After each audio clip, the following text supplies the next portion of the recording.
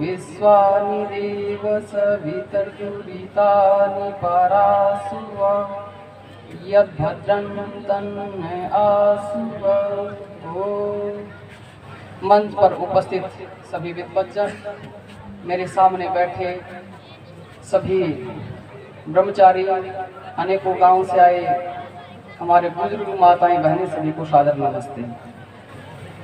मैं जब स्कूल में जाता हूं तो बच्चों से एक बात पूछा करता हूं कि कोई भी व्यक्ति सफलता के लिए कब तक प्रयास करता है। तो विद्यार्थी अलग अलग चीजें बताते हैं। कोई कहता जब तक सफलता नहीं मिल जाती, कोई कहता मरते दम तक। लेकिन उनमें कुछ विद्यार्थी बताते हैं कि व्यक्ति सफलता के लिए तब तक प्रयास करता है जब तक उसके अंदर उम्मीद होती है सफल होने की। जब तक उसके अंदर आत्मविश्वास होता है, जब उसका आत्मविश्वास टूट जाता है तो वो प्रयास करना छोड़ देता है। और आत्मबल कैसे बनता है? कहते जिसकी आत्मा में बल किसकी में होता है? कहते जिसके चरित्र में बल होता है। जब व्यक्ति के चरित्र में बल होता है तो वो व्यक्ति अंतिम समय तक संघर्ष करता है, वो कभी अपने आप को हारा हुआ नहीं मानता। कैसे? महाराणा प्रताप की तरह। एक बार एक मुगल बादशाह कहता है कि महाराणा तुम हार गए हो। तो महाराणा प्रताप कहता है कि हारता तो वो है जो आत्मसमर्पण कर देता है, मैं तो अंतिम सांस तक लड़ूंगा। मेरे शरीर में शुद्ध रक्त की जब तक एक एक बूंद है ना, तब तक ये महाराणा लड़ेगा। ये बल, ये इतना तो बल किस बलबूते पर आता है? ये फिर हम चलते हैं थोड़ा सा हमारे पीछे की ओर, महाभारत की ओर। महाभारत में युद्ध हो रहा है, आपस में वो उस पर भारी हो रहा है, वो उस पर भारी हो रहा है। और एक नौजवान 176 वर्ष के बुजुर्ग के पास आकर के कहता है, पितामह क्या हमें युद्ध में विजय प्राप्त हो जाएगी? 176 वर्ष के बुजुर्ग आदमी के पास एक नौजवान आकर के पूछता है, और वो बुजुर्ग आदमी जिसे हम भीष्म पितामह के नाम से जानते हैं, वो कहता है कि दुर्योधन जब तक मेरे हाथ में धनुष बाण है ना, राज्य तुझे छू भी नहीं सकती। एक एक दिन में 10-10 हजार को मारूंगा मैं। वो ब्रह्मचारी जिसके सामने श्री कृष्ण जी महाराज ने अपनी प्रतिज्ञा तोड़ने के लिए चल पड़े और अपना चक्र उठा लिया था, उस ब्रह्मचारी ने जीवन का क्या सार बताया। वो जब बाणों से छलनी हो जाते हैं, पांडव विजयी हो जाते हैं, और अंतिम में जब उनके पास मिलने के लिए जाते हैं, अंतिम समय में भीष्म पितामह जी पांडवों को क्या उपदेश करते हैं? वो कहते हैं ब्रह्मचर्य से च गुणं शृणुतु वसुधाधिप आजन्मे मरणादेस्तु ब्रह्मचारी भवेद्य न तस्य किंचिद प्राप्यमिति विद्धि नराधिप। कहते हैं राजन सुन, जो इस संसार में ब्रह्मचर्य पालन करता है, एक भी ऐसा शुभ गुण नहीं है जिसे वो प्राप्त करना चाहे और प्राप्त ना कर सके। अर्थात ब्रह्मचारी को सब शुभ गुण प्राप्त हो जाते हैं। कोई छोटी चीज नहीं है ब्रह्मचर्य, बहुत ऊंचा स्थान दिया है ब्रह्मचर्य को। कितना ऊंचा स्थान दिया है? जब ऋषि धन्वंतरी के पास गए, ऋषि धन्वंतरी बच्चों को पाठ पढ़ा रहे हैं। पाठ की समाप्ति पर एक शिष्य कहता है कि गुरुजी कोई ऐसी औषधि बता दो जो सब रोगों में काम आए। तो ऋषि धन्वंतरी जी, जिसका महर्षि दयानंद भी सत्यार्थ प्रकाश में जिक्र करते हैं, ऋषि धन्वंतरी जी कहते हैं मृत्यु व्याधि जरा नाशी पीयूषम ब्रह्मौषधम। कहता वो कौन सी ऐसी चीज है जो बुढ़ापे को, मृत्यु तक को, व्याधियों तक को नहीं आने देती? कहता वो एक ब्रह्मचर्य है। ब्रह्मचर्य महद्रत्न, वो ब्रह्मचर्य ही होता है। इतना आगे स्थान दिया ब्रह्मचर्य को। और केवल यहाँ तक नहीं, जब वेद में पूरा सूक्त लिखा गया ब्रह्मचर्य के ऊपर, ब्रह्मचर्येण तपसा देवा मृत्यु मुपागमत, कि ब्रह्मचर्य रूपी तप से देवता मृत्यु पर भी विजय प्राप्त कर लेते हैं। और केवल इतना ही नहीं, जब महर्षि पतंजलि जी मनुष्य जन्म का परम लक्ष्य लिखने लगे योग शास्त्र में कि मनुष्य जन्म अपने परम लक्ष्य को कैसे प्राप्त कर सकता है, तो महर्षि पतंजलि जी को वहां पर ब्रह्मचर्य लिखना पड़ा यमों में। इतना ऊंचा महत्व दिया गया हमारे शास्त्रों में ब्रह्मचर्य का। लेकिन इतनी ऊंची चीज, इतनी आसानी, अब वही यूपीएससी की तो एक सामान्य सी चीज है, इसके लिए कितनी मेहनत करनी पड़ती है। ये जो ब्रह्मचर्य है इसके लिए तप की जरूरत पड़ती है। ब्रह्मचर्य आज के समय में क्या हालात हो रहे हैं, चारों तरफ पता नहीं कितने गंदे विचार हमारे चारों तरफ हैं, कितने गंदे विचार अंदर जा चुके होते हैं, कितने गंदे विचार अंदर जाने की तैयारी में होते हैं। वासना का हाहाकार मचा हुआ है, श्रृंगार अपनी चरम सीमा पर है, और ऐसे समय में कोई ब्रह्मचर्य की सोचता भी है ना, विचारता भी है, पालन करना तो बहुत दूर की बात है, वो भी कोई सामान्य व्यक्ति नहीं, वो भी बहुत विशेष है। कितना ब्रह्मचर्य के बारे में ऋषि दयानंद जी महाराज लिखते हैं, ऋषि दयानंद जी महाराज लिखते हैं कि जो ब्रह्मचर्य है ये बड़ा कठिन काम बताते हैं। कठिन बताया, सामान्य नहीं। यदि मैं ऋषि दयानंद जी के शब्दों में कहूं तो कहते हैं यह बड़ा कठिन काम है कि जो काम के वेग को थाम के इंद्रियों को अपने वश में रखना, बड़ा कठिन काम बताया है।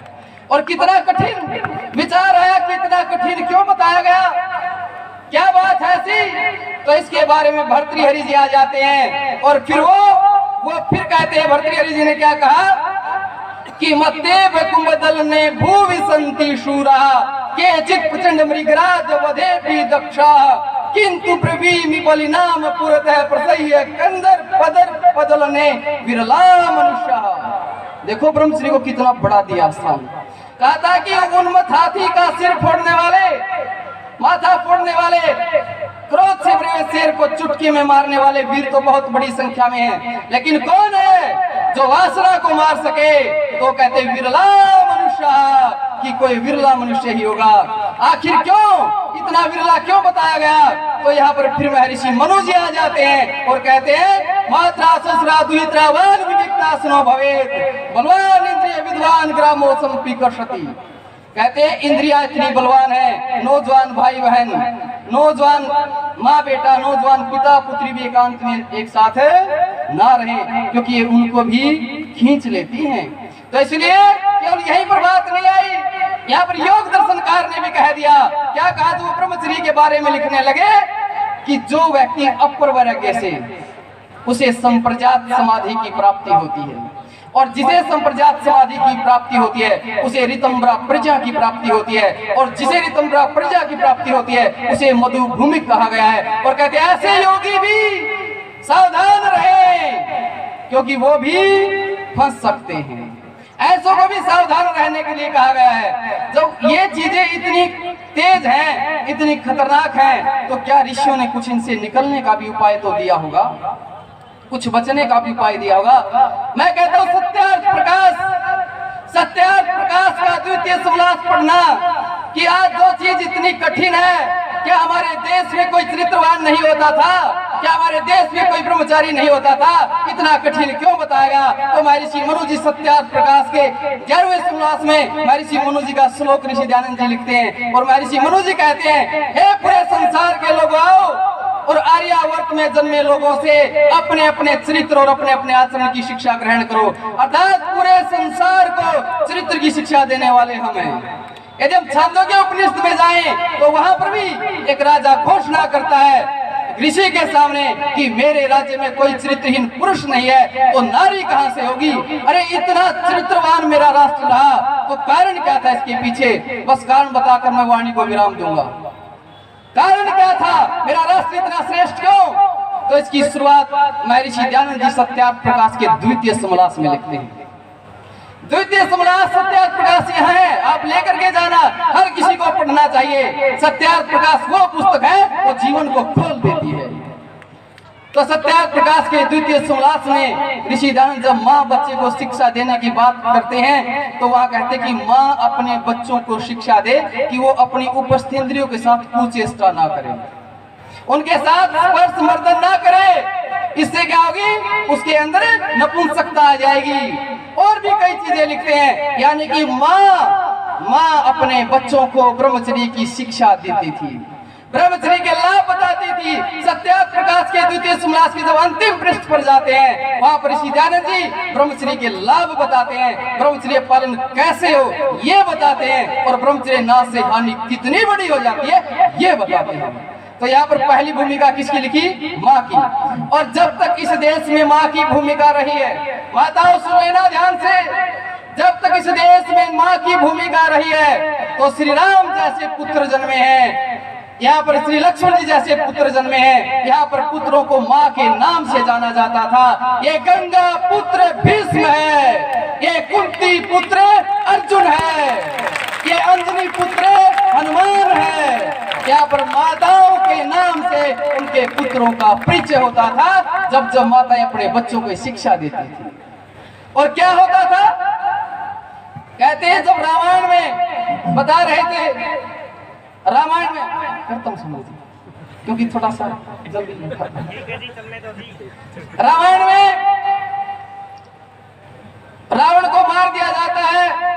अब मैं माता पिता की भूमिका बता रहा हूँ, बस मैं अंतिम उस पे हूँ, ज्यादा लंबा नहीं खींचूंगा, मुझे पता है। अंतिम समय में रामायण में रावण को मार दिया जाता है, उसकी पत्नी मंदोदरी मिलने के लिए आती है। अब मैं चरित्र में बता रहा हूँ, चरित्र में किसका योगदान होता है। जिस ब्रह्मचर्य को ऋषियों ने इतना ऊंचा स्थान दिया है, उस ब्रह्मचर्य को सामान्य से पालन कराने वाले कौन होते हैं, मैं ये बताने वाला हूँ। मंदोदरी आ जाती है मिलने के लिए। श्री राम और लक्ष्मण हंस हंस कर बात कर रहे थे तो एक नारी को देखकर गर्दन नीचे कर लेते हैं, वाणी को सीमित कर लेते हैं। उस समय मंदोदरी कहती है, क्या कहती है कि धन्य राम को माता, धन्य राम को पिता, धन्य राम को वंश प्रधारण्य पश्यति। हे राम तेरी माँ धन्य है, हे राम तेरा पिता धन्य है, हे राम तेरा वंश धन्य है कि तू प्राय स्त्री तक को नहीं देखता। यहाँ पर मंदोदरी ने श्री राम श्री लक्ष्मण की प्रशंसा नहीं की, उसकी माँ की प्रशंसा की, उसके पिता की प्रशंसा की, उसके कुल की प्रशंसा की। और केवल बात यही नहीं रहती, जब श्री राम जी लक्ष्मण से पूछते हैं उसकी परीक्षा के लिए कि हे लक्ष्मण बता, ऐसा कौन है जो पके हुए फल को देखकर खाने की इच्छा ना करे, खिले हुए फूल को देखकर सूंघने की इच्छा ना करे, एकांत में पड़े धन को देखकर उठाने की इच्छा ना करे, और सुंदर रूप को देखकर, सुंदर यौवन को देखकर उस पर आकर्षित ना हो, ऐसा कौन है। श्री राम जी कहते हैं कि पुष्पम दृष्ट्वा फलम दृष्ट्वा दृष्ट्वा च नवयौवनम एकांते कांचनम दृष्ट्वा कस्य नो विचलेन मन है, कि किसका मन विचलित नहीं होता। तो लक्ष्मण जी जवाब देते हैं, क्या कहते हैं कि माता यस्य पतिव्रता पिता च यस्य धार्मिका एकांते कांचनम दृष्ट्वा तस्य नो विचलेन मनः, कि जिसकी माँ पतिव्रता है और जिसका पिता पत्नीव्रत है, उनका जो बालक होगा उसमें ही गुण मिलेंगे। तो निर्माण कहाँ से? माता पिता से शुरुआत हो जाती है निर्माण की। तो आपके यहाँ से निर्माण की प्रक्रिया शुरू हो जाती है। और उसके बाद दूसरा कार्य क्या था जिसके कारण यहाँ चरित्र नाश नहीं होता था? तो दूसरा कार्य महर्षि मनु जी के श्लोक को ऋषि दयानंद जी सत्यार्थ प्रकाश के छठे समोल्लास में लिखते हैं। और क्या कहते हैं, यदि कोई नारी चरित्रहीनता करती है तो उसे कुत्तों से कटवा कर मार डालो, और अकेले में नहीं, सबके सामने मारो। और यदि कोई पुरुष चरित्रहीनता करता है, लोहे के पलंग को गर्म करो, उस पर उसे लेटाओ और सबके सामने मारो। यहाँ पर दंड व्यवस्था भी ऐसी होती है। आप कहो जी माता पिता से शिक्षा मिली नहीं और साथ में आज दंड भी नहीं, तो और कोई मार्ग है क्या? तो महर्षि मनु जी भी एक उपाय देते हैं, और वो इस पुस्तक में बताया है कि जब जब शरीर से बुरे कर्म करने की इच्छा हो तो मन से उस कर्म की निंदा करें तो आप बच जाएंगे। तो मैं आप सबसे निवेदन करता हूँ, ऋषियों ने समय कम है, अष्ट मैथुन बहुत सी चीजें हैं, फिर कभी आपके बीच में आएंगे, जरूर आपको बताएंगे। और आप सबके लिए ये पुस्तक आर्य मान्यताएं आदरणीय अमन जी हैं जींद से, उन्होंने 20,000 रुपए का पुस्तकों में सहयोग किया। जो भी यहाँ आए हुए हैं, आप सबके लिए पुस्तक निःशुल्क है, आप इस पुस्तक को लेकर के जाएं। यहाँ पर आर्ट्स गुरुकुल कालवा का एक स्टॉल लगा हुआ है पुस्तकों का, वहाँ से आप ये पुस्तक, और हमने ब्रह्मचर्य के लिए प्रयास किया है, एक पुस्तक है ब्रह्मचर्य अमृत, वो पुस्तक भी सबके लिए निःशुल्क है। ये 2 पुस्तकें आपको निःशुल्क बांटी जाएंगी, लेकिन एक ईमानदारी करना, एक व्यक्ति एक ही लेकर के जाएगा। पुस्तकें कम हैं तो एक बांटे जरूर आ जाएंगे। तो आप सबने धैर्य से सुना, आदरणीय स्वामी जी ने इतना समय दिया, आप सबका बड़ा धन्यवाद।